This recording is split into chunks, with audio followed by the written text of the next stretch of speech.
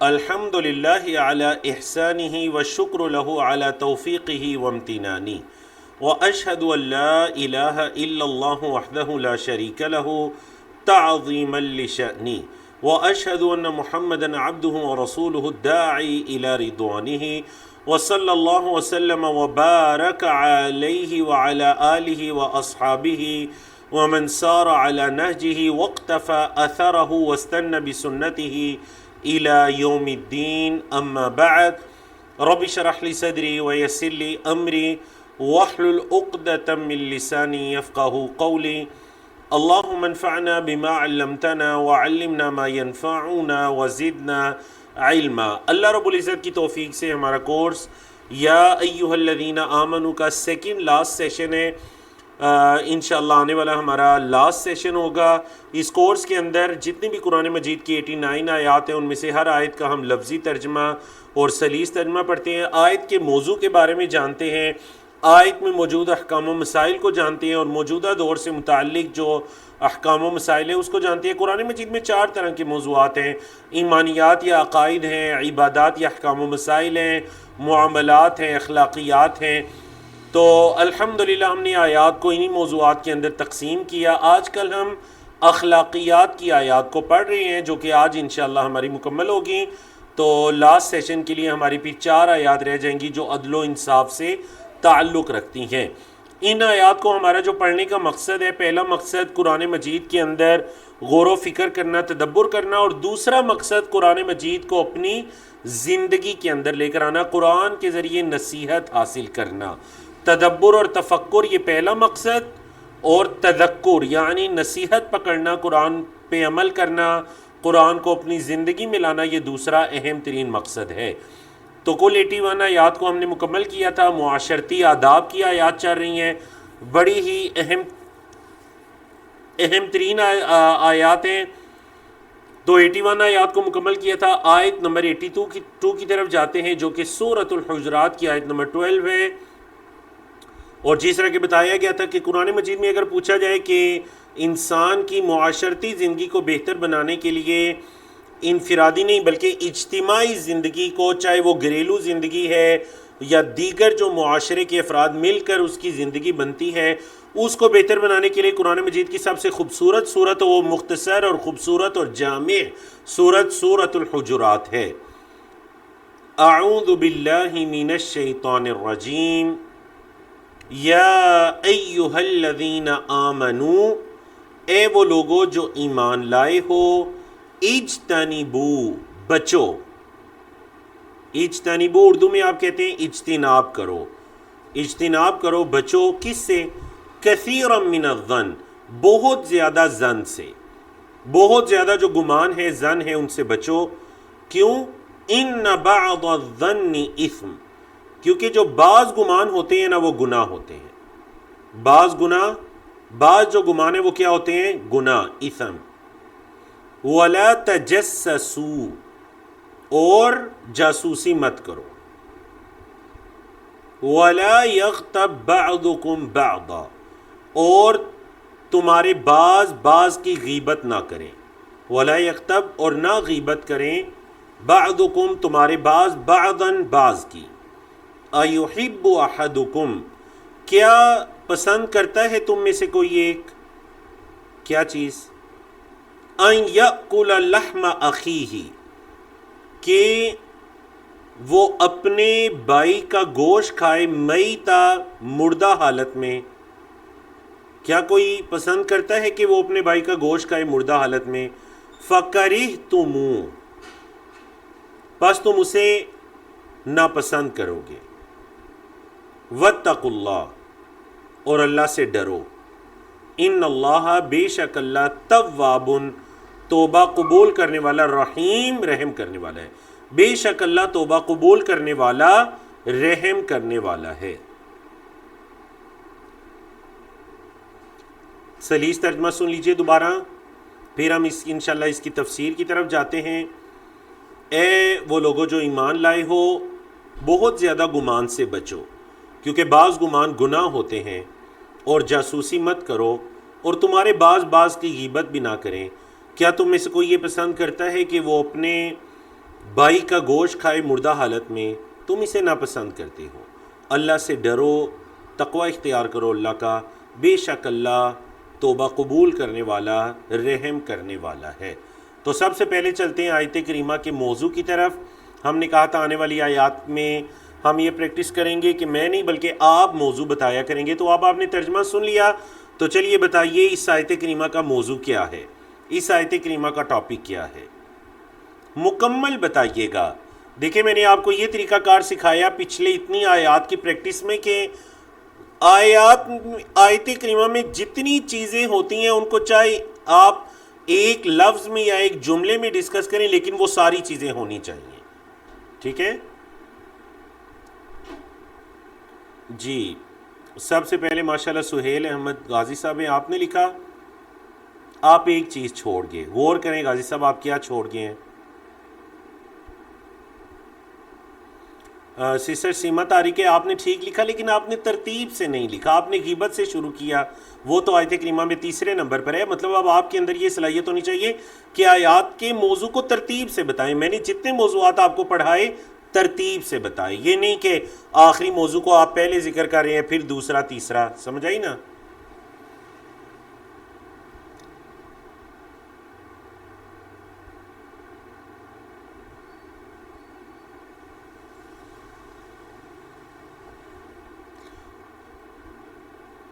باقی بھی کئی میسیجز آ رہے ہیں لیکن میں چاہتا کہ ایک کے اندر آپ پورا لکھیں۔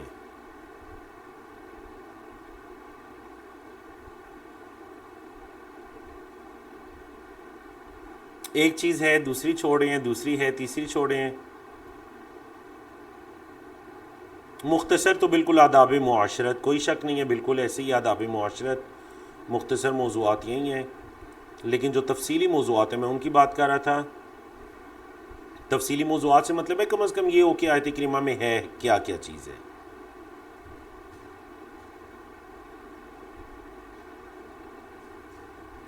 بارک اللہ فیک، ماشاءاللہ بہت اچھے جوابات آ رہے ہیں، الحمدللہ الحمدللہ، بالکل ٹھیک ہے ماشاءاللہ، بارک اللہ فیک، ماشاءاللہ اتنے کثرت سے جوابات آ رہے ہیں کہ میرے لیے ممکن نہیں کہ میں سب کا نام لوں۔ اللہ آپ سب کو جزائے خیر عطا کرے، بہت اچھے جواب آ رہے ہیں الحمدللہ۔ تو چلیں آیت کریمہ کے موضوعات کو جانتے ہیں۔ کثرت ظن سے بچنے کی تلقین، کثرت ظن سے بچنے کی تلقین، جاسوسی اور غیبت کی ممانعت اور غیبت کی مثال۔ غیبت کی مثال کیا دی گئی ہے؟ مردہ بھائی، یعنی کسی کی غیبت کرنا ایسی ہے جیسے مردہ بھائی کا گوشت کھانا۔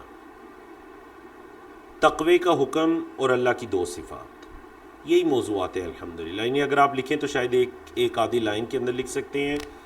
تو بدگمانی، جاسوسی، غیبت، اور مختصر کریں تو بدگمانی، جاسوسی، غیبت کی ممانعت اور تقوی کا حکم، ٹھیک ہے جی۔ تو یہی میں چاہ رہا تھا کہ آپ یہ تینوں کو مینشن کریں اور ترتیب سے مینشن کریں۔ پہلے بدگمانی ہے، پھر جاسوسی ہے اور پھر غیبت ہے، ٹھیک ہے جی۔ اب آتے ہیں آیات میں تدبر اور تفکر کی طرف۔ تو سب سے پہلی جو چیز ہے وہ ہے ظن، گمان۔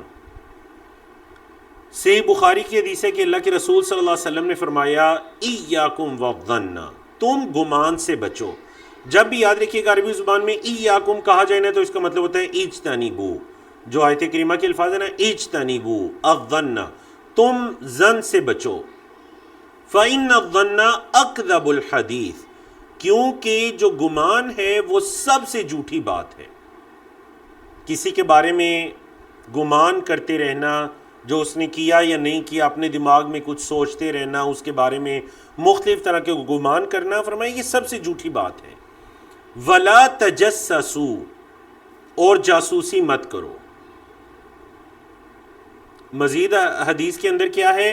وَلَا تَحَسَّسُوا، جاسوسی کا تو پتہ ہے، تحسس کیا ہوتا ہے؟ تحسس ہوتا ہے کہ ہر ٹائم کسی کی ٹو میں لگے رہنا، چاہے چھپ کر یا کھلے عام دیکھتے رہنا، اب یہ کیا کر رہا ہے، اب یہ یہ ہو رہا ہے وہ ہو رہا ہے، ہر ٹائم کسی کے ٹو میں لگے رہنا، یہ کام مت کرو۔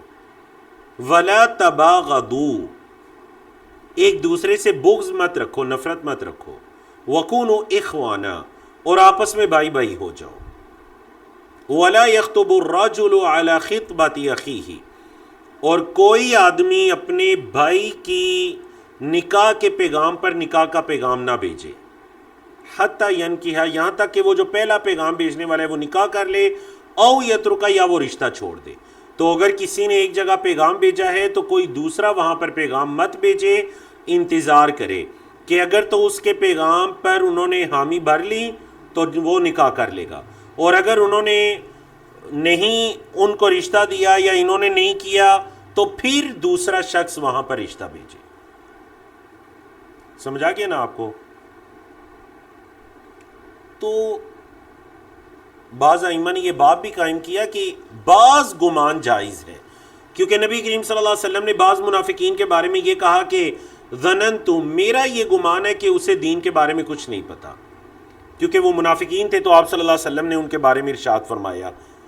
تو بعض اس طرح کے گمان، خاص کر دیکھیں اگر آپ سے کوئی مشورہ طلب کرتا ہے کسی شخص کے بارے میں، کوئی رشتے کا معاملہ ہے، کاروبار کا معاملہ ہے، اور آپ سے کوئی آ کر مشورہ طلب کرتا ہے جو شرعی مشورہ ہوتا ہے کہ آپ مجھے اس میں مشورہ دیجئے فلاں شخص کے بارے میں، اور آپ کو شخص کا کوئی ایسا عیب پتہ ہے جس سے آپ اپنے اس مسلمان بھائی کی رہنمائی کر سکتے ہیں، تو یہ نہ غیبت کہلائے گی نہ بدگمانی کہلائے گی۔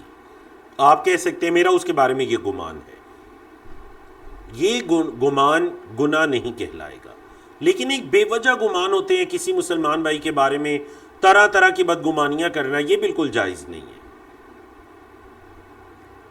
اور قرآن کی آیت کریمہ میں بھی سورۃ الحجرات کی اور صحیح بخاری کی حدیث دونوں کے اندر ایک طرح کے الفاظ ہیں، وَلَا تَجَسَّسُوا، جاسوسی مت کرو، ایک دوسرے کی ٹو میں نہ لگے رہو۔ یقین جانیے یہ بڑی معیوب چیز ہے۔ جن گھرانوں کے اندر، بعض ائمہ نے اس چیز کو لکھا کہ جن گھرانوں کے اندر والدین مسلسل جاسوسی اور کسی کے ٹو میں لگے رہتے ہیں، ان گھرانوں کے اندر بچوں کی پرورش بھی اچھی نہیں ہو سکتی۔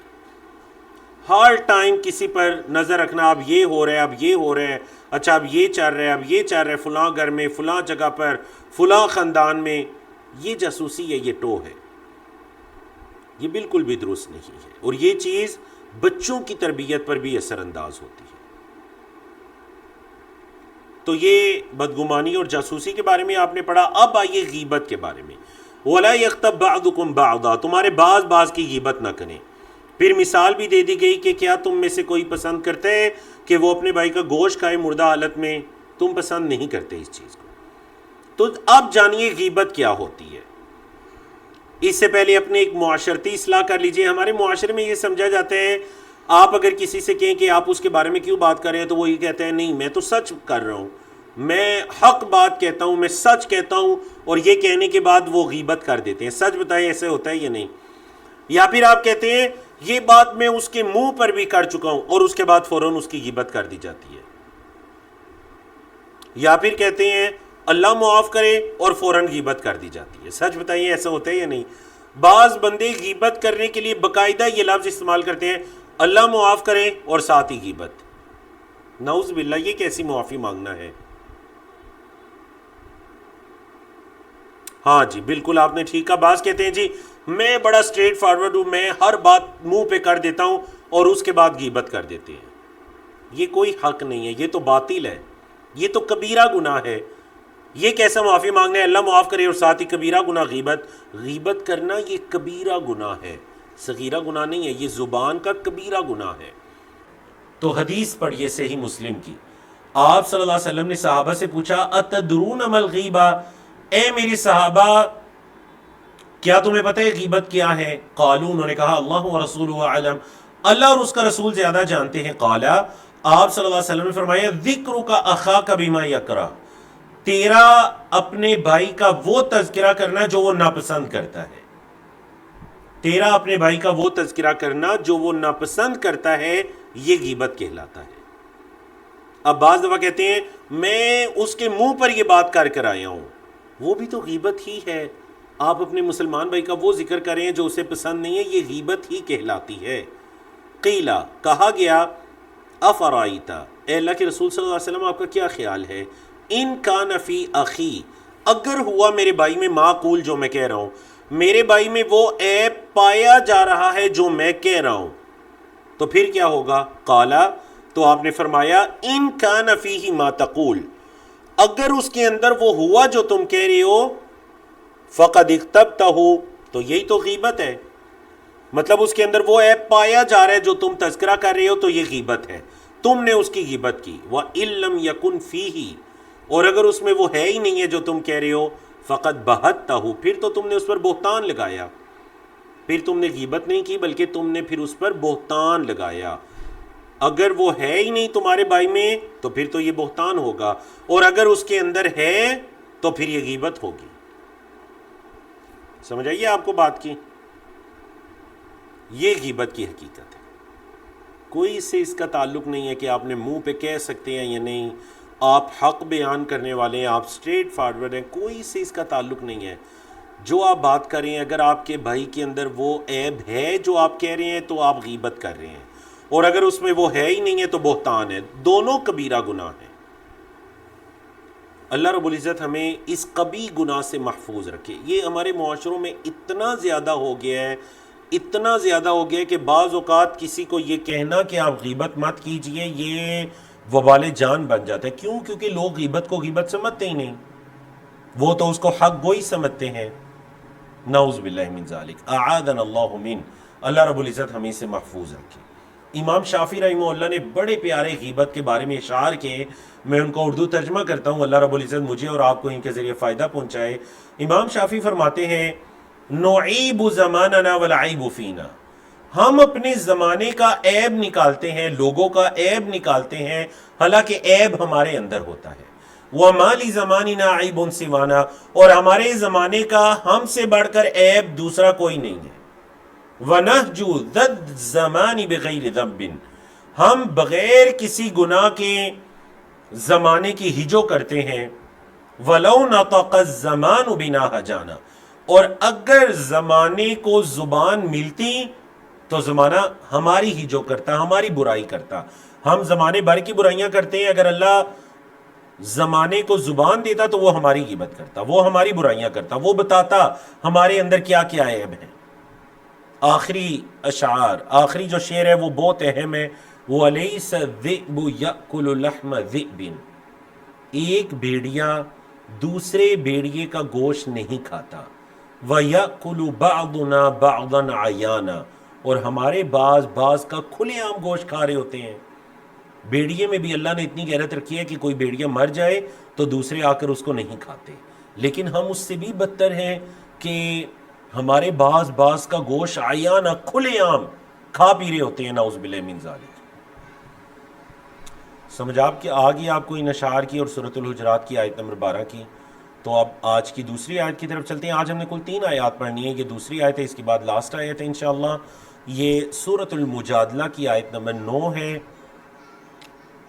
اعوذ باللہ من الشیطان الرجیم، یا ایہا الذین آمنوا، اے وہ لوگوں جو ایمان لائے ہو، اذا تناجیتم، جب تم سرگوشی کرو، فلا تتناجوا بالاثم، تو تم گناہ کی سرگوشی نہ کرو، والعدوان، اور دشمنی کی سرگوشی نہ کرو،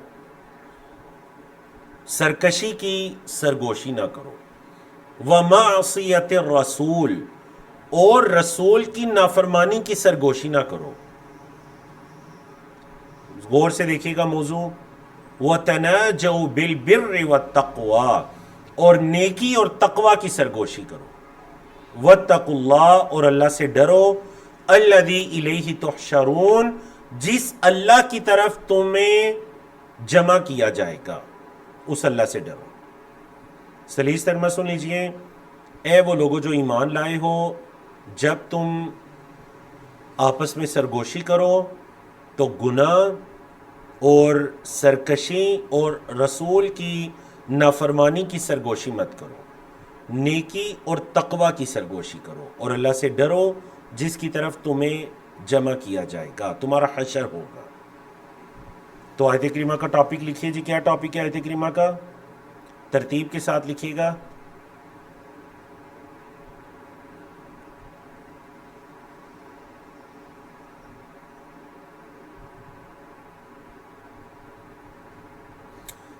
سہیل غازی صاحب نے لکھا گناہ، سرکشی اور رسول کی نافرمانی کی سرگوشی کی ممانعت، بالکل ٹھیک ہے، تقوی کی تلقین۔ تو سہیل صاحب بیچ والا جملہ جو ہے وَتَنَاجَوْا بِالْبِرِّ وَالتَّقْوَىٰ، وہ کہاں پر جائے گا؟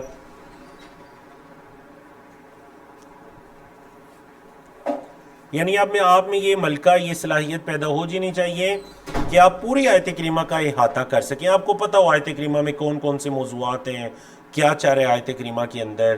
دیکھیں یہی تو قرآن میں تدبر اور تفکر کہلائے گا، غور و فکر۔ جب ہم اس طرح آیات کو سمجھیں گے پھر ان آیات پر عمل کر سکیں گے، انہیں اپنی زندگی میں لا سکیں گے۔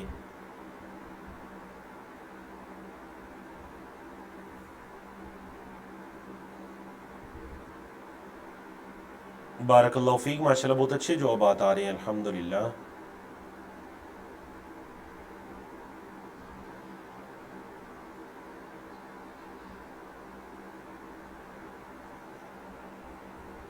جی محمد عمر، ماشاءاللہ بہت اچھا آپ نے لکھا اور مکمل جواب لکھا ماشاءاللہ۔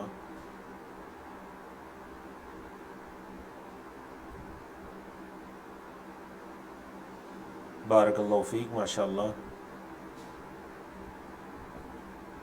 الحمدللہ۔ موضوعات آپ کو پتہ چل گئے، 3 طرح کی سرگوشیوں سے منع کیا گیا ہے اور 2 طرح کی سرگوشیوں کا حکم ہے۔ کل 5 سرگوشیاں اس آیت کریمہ میں، 3 سرگوشیاں جن سے منع کیا گیا ہے: گناہ کی سرگوشی، عدوان دشمنی کی یا سرکشی کی سرگوشی، اور رسول اللہ کی نافرمانی کی سرگوشی، ان سے منع کیا گیا، ان کی ممانعت ہے۔ اور نیکی کی سرگوشی کا حکم ہے اور تقوی کی سرگوشی کا حکم ہے، اور پھر آیت کریمہ کے آخر میں اللہ کے تقوی کا حکم ہے، اور قیامت کی یوم حشر کی یاد دہانی ہے۔ قیامت کے جو مختلف احوال ہیں ان میں سے ایک جو قیامت کا حال ہوگا وہ یہ کہ قیامت جو ہے یہ یوم الحشر ہے، اس دن لوگ اللہ کی طرف جمع ہوں گے۔ تو منافقین کا خاص کر یہ طریقہ کار تھا کہ وہ اللہ کے رسول صلی اللہ علیہ وسلم کی مجالس کے اندر بھی سرگوشیاں کیا کرتے تھے۔ تو منع کر دیا گیا کہ اے ایمان والے ہو، تم گناہ کی سرگوشی نہ کرو۔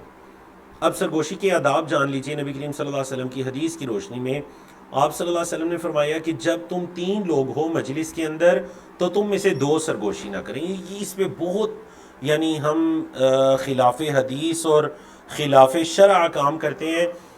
فرمایا جب 3 لوگ ہو تو 2 لوگ تیسرے کو چھوڑ کر سرگوشی مت کریں۔ جب 3 لوگ ہو تو 2 لوگ تیسرے کو چھوڑ کر سرگوشی مت کریں۔ کیوں؟ کیونکہ جب ایک کو چھوڑ کر 2 لوگ سرگوشی کریں گے تو ظاہری بات ہے کہ تیسرے کے دل کے اندر یہ بدگمانی پیدا ہوگی کہ شاید یہ میرے بارے میں بات کر رہے ہیں اور شاید وہ کر بھی رہے ہوں، تو کیوں آپ اس کے دل کو اپنے لیے برا کر رہے ہیں؟ تو 3 لوگ ہوں تو 2 ایک کو چھوڑ کر سرگوشی نہ کریں۔ کوئی بات کرنی ہے تو کھلے عام کریں تاکہ وہ تینوں اس کے اندر شریک ہوں۔ ہاں اگر 4 لوگ ہوں، 4 لوگ، تو ان میں سے 2 لوگ سرگوشی کر سکتے ہیں۔ یعنی جب 3 ہوں تو خیر کی سرگوشی سے بھی منع کر دیا گیا ہے۔ یہ نہیں کہ تب 3 میں سے جو 2 ہیں وہ نیکی اور تقوی کی سرگوشی کر سکتے ہیں اور باقی نہیں کر سکتے، نہیں، ہر طرح کی سرگوشی سے منع کر دیا گیا تاکہ یہ جو اکیلا مسلمان بھائی ہے اس کے دل میں کوئی گمان نہ ہو۔ ہاں جب 4 ہوں تو پھر 2 ان میں سے سرگوشی کر سکتے ہیں، لیکن وہ سرگوشی نیکی اور تقوی کی ہونی چاہیے۔ ہاں یہ نہیں ہو سکتا کہ 4 میں سے 3 جو ہے وہ سرگوشی کرنے لگے اور ایک کو پھر اکیلا چھوڑ دیں، یہ جائز نہیں ہے۔ اسی طرح جب 5 لوگ ہوں تو 2 سرگوشی کر سکتے ہیں، لیکن یہ نہ ہو کہ 4 کرنا شروع کر دیں اور ایک کو پھر اکیلا چھوڑ دیں، اس کے ممانعت ہے۔ سمجھا کہ نا آپ کو؟ تو یہ سرگوشی کے احکام ہے۔ سرگوشی کس کو کہتے ہیں؟ تناجیتم کس کو کہتے ہیں؟ یہ کہتے ہیں کہ اگر معروف ہے اردو میں بھی سرگوشی کی مجلس ہے تو دو لوگوں کا آپس میں بات کرنا دوسروں سے، یا اس مجلس سے اٹھ کر بیٹھ جا کر بات کرنا، یا پھر یہ ہے کہ ایک دوسرے کے کان کے قریب ہو کر بات کرنا۔ چلیے جی، اب بتائیے جدید زمانے میں اس کی صورتیں کون سی ہیں؟ جدید زمانے میں اس کی صورتیں کون سی ہیں؟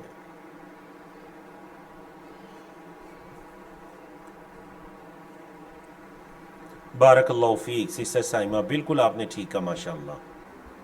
جدید زمانے میں اس کی صورتیں موبائل والی، یہ ایک بہت بڑا عیب آ چکا ہے کہ 3 لوگ بیٹھے ہوتے ہیں اور 2 لوگ ان میں سے آپس میں موبائل میں چیٹ کے ذریعے، تو یاد رکھیے گا یہ سرگوشی کے حکم میں آئے گا جو جائز نہیں ہے، ٹھیک ہے؟ یہ کس کے حکم میں آئے گا؟ سرگوشی کے حکم میں آئے گا۔ اور بھی بتائیے جو اور کون سی صورتیں ہیں موبائل کے علاوہ؟ موبائل ہے، چیٹ ہے، میسیجز ہے، اس کے علاوہ اور کون سی صورت ہے؟ دیکھتے ہیں آپ میں سے کون اس تک پہنچتا ہے۔ جی، ایک اور سرگوشی کی صورت بھی ہے۔ بارک اللہ فیک سسٹر عابدہ، بالکل ٹھیک آپ نے، اشارے، یعنی یہ جو سرگوشی سے منع کیے گئے نا، تو تیسرے سے چھپ کر اشارے سے بھی کوئی ایک دوسرے کو بات نہیں سمجھا سکتے، ٹھیک ہے؟ اور کون سی صورتیں ہیں؟ یہ اشارہ قدیم صورت ہے۔ اور آپ کو پتہ ہے غیبت کے بارے میں ہم ایک بات کرنا بھول گئے کہ غیبت صرف زبان سے نہیں ہوتی، غیبت آنکھوں سے بھی ہو سکتی ہے، اور غیبت طنزیہ مسکراہٹ سے بھی ہو سکتی ہے۔ بعض اوقات ایک حقارت والی مسکراہٹ ہوتی ہے نا کسی کو دیکھ کر کسی تیسرے کو، یہ بھی غیبت اور گناہ کہلائے گا۔ اس کے علاوہ ایک چیز تک آپ ابھی تک نہیں پہنچ رہے،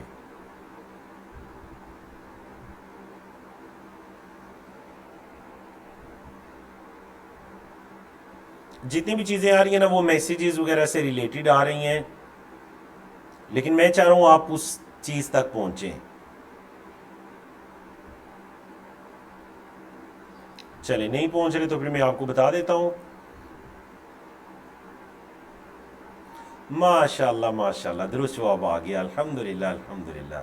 سسٹر طوبہ بطول ہے، اللہ آپ سے راضی ہو، درست جواب آ گیا ماشاءاللہ۔ درست جواب یہ ہے کہ 3 لوگ ہیں تو 2 لوگ ایک ایسی زبان میں ایک ایسی لینگویج کو یوز کرتے ہیں جو تیسرے کو نہیں آتی۔ تیسرے کو انگلش نہیں آتی تو یہ دونوں انگلش میں آپس میں باتیں کرنا شروع ہو جاتے ہیں، ٹھیک ہے؟ یا اس بیچارے کو یہ نہیں آتی تو یہ کوئی ایسی مطلب زبان بولنے لگتے ہیں، تو یہ بالکل بھی جائز نہیں ہے، بولے یہ بالکل بھی جائز نہیں ہے،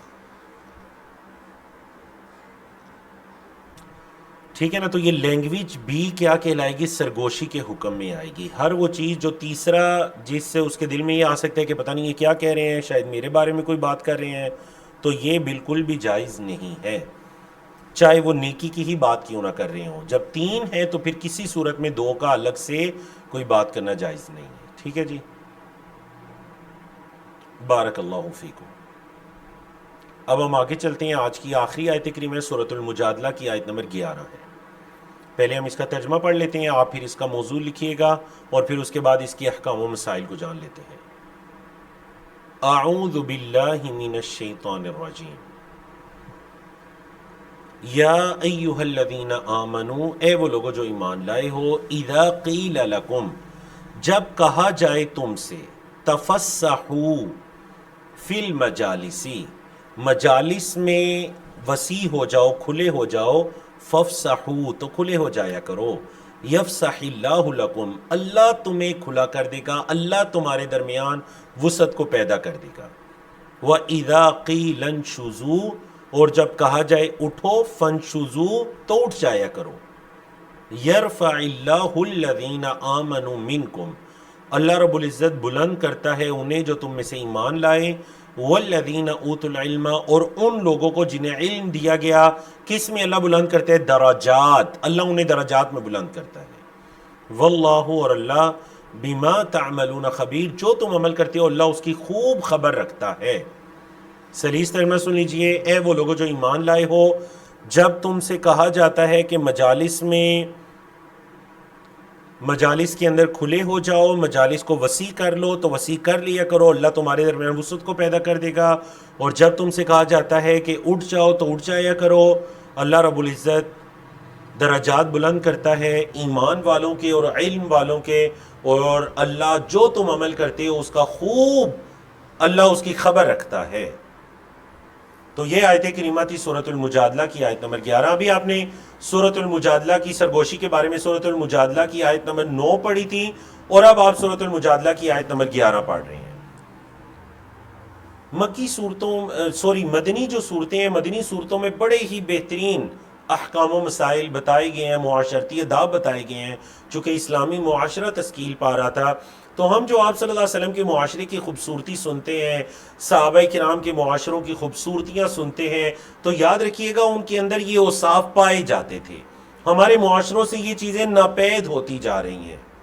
اللہ ہمیں اپنی اصل کی طرف واپس لوٹائے، آمین یا رب العالمین۔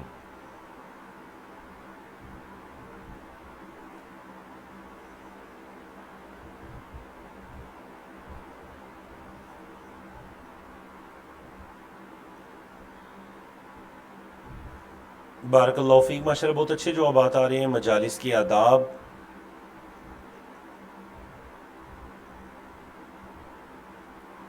بالکل ٹھیک ہے۔ مختصر ہم یہی ٹاپک کہہ سکتے ہیں کہ مجالس کے آداب، مجالس کے آداب یہ ہیں کہ اگر 4 لوگوں کی ایک مجلس لگی ہوئی ہے اور بیچارہ 5واں آ گیا ہے، تو اب 2 صورتیں ہیں۔ وہ یہ ہے کہ وہ 5واں ان 4 کے پیچھے ہو کر بیٹھ جائے، اور اگلی صورت یہ ہے کہ وہ 4 تھوڑا سا دائرے کو وسیع کر لیں تاکہ 5واں بھی اس میں آ جائے۔ 6 آئے تو مزید وسیع کر لیں، 7واں آئے تو مزید وسیع کر لیں۔ یہ نہ ہو کہ بعض لوگ پہلی لائن میں دائرہ بنا کر بیٹھیں اور پھر باقی جو لوگ آ رہے ہیں یہ اگر وسعت کریں تو ان کو مجلس میں لا سکتے ہیں، لیکن وہ پھر پیچھے بیٹھنا شروع ہو جائیں، یہ بالکل درست نہیں۔ تو اگر اللہ کے رسول صلی اللہ علیہ وسلم کسی صحابی کو یہ کہا کرتے کہ میرے قریب آ کر بیٹھ جاؤ، کیونکہ ایک حدیث کے اندر آپ نے حکم دیا کہ جو تم میں سے جو عقل و حکمت والے ہیں وہ میرے قریب بیٹھے۔ اگر آپ صلی اللہ علیہ وسلم کبھی کسی کو یہ تلقین کر دیتے قریب بیٹھنے کے بارے میں یا مجلس میں کچھ رد و بدل کے بارے میں، تو جو منافقین ہیں وہ طرح طرح کی باتیں کرنا شروع کر دیتے۔ نعوذ باللہ، ایک دفعہ ایک منافق نے مسلمانوں سے یہ کہا کہ کیا تم یہ نہیں کہتے تمہارے نبی عدل کرتے ہیں؟ تو دیکھو تمہارے نبی نے تو مجلس کے اندر بھی ادب نہیں کیا، نعوذ باللہ، لوگوں کو بٹھانے میں بھی ادب نہیں کر رہے وہ۔ تو یہ منافقین کی باتیں ہیں۔ تو سورۃ المجادلہ میں منافقین کے بارے میں کئی آیات ہیں، تو اللہ نے واضح طور پر یہ بتلا دیا کہ اے ایمان والے تم ایسے نہ کرو۔ جب تم سے کہا جائے کہ مجالس کو وسیع کر لو تو وسیع کر لیا کرو، کھلے ہو کر بیٹھ جایا کرو۔ اگر اس پر عمل کرو گے تو اللہ بھی تمہارے درمیان وسعت کو اور اللہ تمہارے درمیان فصاحت کو پیدا کر دے گا۔ اور اگر یہ کہا جاتا ہے کوئی اٹھ جائے، دوسرا اس کی جگہ پر آ جائے یا جگہ بدل لی جائے، اگر اٹھنا پڑے تو تمہارے چہروں پر ناگواری کے اثرات بھی نہیں آنے چاہیے، خوشی کے ساتھ اٹھ کر مجلس میں تبدیلی کر لیا کرو۔ ٹھیک ہے جی۔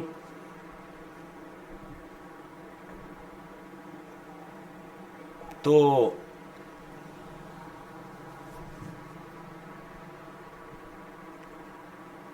جدید دور کے اندر اس کی کون سی صورتیں ہو سکتی ہیں؟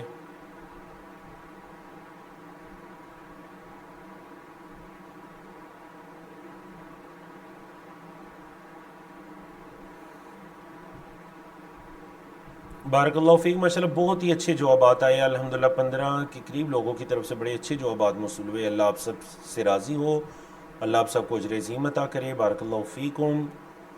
تو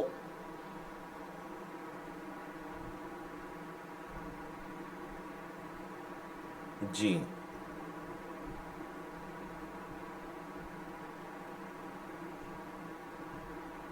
بالکل ٹھیک ہے۔ جدید دور کے اندر یہ بھی ہو سکتا ہے کہ دیکھیں، اگر جو صدر مجلس ہے کوئی بڑا ہے، وہ اگر یہ سمجھتا ہے کہ کوئی بزرگ آ گئے ہیں، کوئی عالم آ گئے ہیں، یا پھر کوئی ایسی شخصیت آ گئے ہیں کہ جو عزت کے قابل ہیں، اور انہیں اگر کسی ایک خاص جگہ پر بٹھایا جاتا ہے تو دوسروں کے دلوں میں کسی قسم کی کوئی ناپسندیدگی نہیں آنی چاہیے۔ اذا قیل انشزوا فانشزوا، ہاں اگر ایسا کرو گے تو اللہ تمہارے درجات کو اور بلند کرے گا، کیونکہ اللہ کے ہاں جو درجات کی بلندی ہے، بلکہ امام بخاری رحمہ اللہ نے یہ آیت کریمہ ذکر کی ہے کتاب العلم کے بالکل شروع میں۔ امام بخاری نے اپنی کتاب صحیح بخاری کے اندر سب سے پہلے کتاب الایمان کو ذکر کیا، کتاب الایمان کے بعد ہے کتاب العلم۔ تو کتاب العلم کی ابتدا میں یہ والی آیت لے کر آئے ہیں یرفع اللہ الذین آمنوا منکم والذین اوتوا العلم درجات۔ بتانا یہ چاہ رہے ہیں کہ دیکھیں پہلے ایمان کا تذکرہ ہے اور ایمان کے فوراً بعد علم کا تذکرہ ہے۔ تو ایمان بھی وہ قابل قبول ہے جو علم کی بنیاد پر ہو۔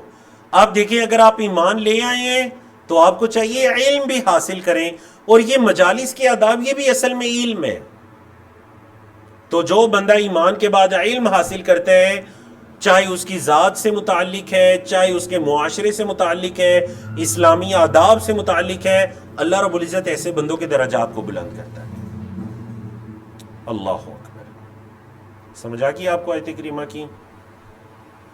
تو اس وجہ سے ہمیں بہت اس چیز کا خیال کرنا چاہیے کہ اگر ہم کسی بھی مجلس میں ہوں، کوئی شخص آ جائے تو بعض اوقات جان بوجھ کر اس شخص کو جگہ نہیں دی جاتی۔ 4 لوگ بیٹھے ہوئے ہیں تو ان کا دل کرتا ہے کوئی 5 ان کے ساتھ نہ آئے، وہ بیچارہ بیٹھ بھی جائے، وہ پھر مجلس میں بالکل اکیلا پن محسوس کرتے ہیں۔ تو ان 4 کو چاہیے مجلس کو وسیع کر کے اس کو اپنے ساتھ جگہ دے دی جائے، ٹھیک ہے؟ جدید دور کے مسائل میں سے اس کے اندر ایک بڑا اہم مسئلہ ہے، وہ یہ مسئلہ ہے کہ ان مجالس سے مراد اختلاط نہیں ہے۔ یہ نہیں کہ مردوں کی مجلس لگی ہوئی ہے اور کوئی خاتون آ جائیں اور وہ آ کر کہیں جی کہ میں تو آپ کی کلیگ ہوں، میں نے تو اسی مجلس میں بیٹھنا ہے، تو پھر ان کو جگہ کیوں نہیں دی جا رہی؟ تو ہاں، یہ جو گیدرنگ ہے، یہ جو مجالس میں بیٹھنا ہے، اگر تو مرد ہیں تو پھر یہ سارے مردوں کا مراد ہے، اور اگر خواتین ہیں تو پھر ساری خواتین کا مراد ہے۔ یہ نہیں کہ اس سے مراد صرف مردوں کی مجالس ہے، نہیں، اگر کوئی خواتین بھی کسی جگہ پر ہیں، کچھ اور خواتین آ جاتی ہیں تو مجلس کو وسیع کر لینا چاہیے۔ سمجھا گیا آپ کو؟ جگہ بنا لینی چاہیے۔ بعض اوقات اس طرح ہوتے ہیں، ہم کسی اسلامک لیکچر پروگرام میں ہوتے ہیں، ہال کے اندر 50 لوگوں کی جگہ ہوتی ہے، لیکن چونکہ لوگ کھلے کھلے بیٹھے ہوتے ہیں تو 30 لوگ بیٹھتے ہیں، ہال فل ہو جاتا ہے، باقی لوگ گیٹ پر کھڑے ہو کر انتظار کر رہے ہوتے ہیں۔ تو ان 30 لوگوں کو چاہیے کہ یہ اپنے آپ کو تھوڑا قریب قریب ہو کر بیٹھ جائیں تاکہ مجلس میں 30 کی بجائے 50 لوگوں کی جگہ بن جائے۔ یہ بھی یاد رکھیے گا، مجلس میں وسعت پیدا کرنا ہے، چاہے وہ کوئی پروگرام ہو رہا ہے، کوئی درس ہو رہا ہے، کوئی لیکچر ہو رہا ہے، تو وہ بھی یہی کہنا ہے۔ سمجھا گیا نا آپ کو؟ تو یہ ساری آیت کریمہ کے اندر الحمدللہ کچھ جدید مسائل تھے۔ تو اللہ کی توفیق سے ہم نے 3 آیات کو کور کیا جو کہ معاشرتی آداب سے متعلق تھیں۔ آنے والی 4 آیات ہماری آخری آیات ہوں گی انشاءاللہ ہماری اس کورس کی۔ کل ہم نے اس کورس کے اندر جو 89 آیات کو پڑھنا تھا انشاءاللہ، تو آنے والے مجلس میں 4 یا 5 آیات پڑھیں گے تو ہمارا انشاءاللہ یا ایھا الذین آمنوا جو کورس ہے وہ کلوز ہو جائے گا۔ اللہ کی توفیق سے پھر ہم اس کے بعد کسی نئے کورس کی طرف بڑھیں گے انشاءاللہ۔ اللہ نے ہمیں توفیق اور استطاعت دی، ہمت دی، تو اسی پر اکتفا کرتے ہیں۔ کوئزز کو بھی آپ حل کرتے جائیے، تو پھر انشاءاللہ نیکسٹ فرائیڈے کو آپ سے اس کورس میں لاسٹ ملاقات ہوگی۔ اقول قولی ھذا استغفر اللہ لی ولکم ولسائر المسلمین من کل ذنب، وصلی اللہ تعالی علی نبینا محمد وعلی آلہ وصحبہ اجمعین۔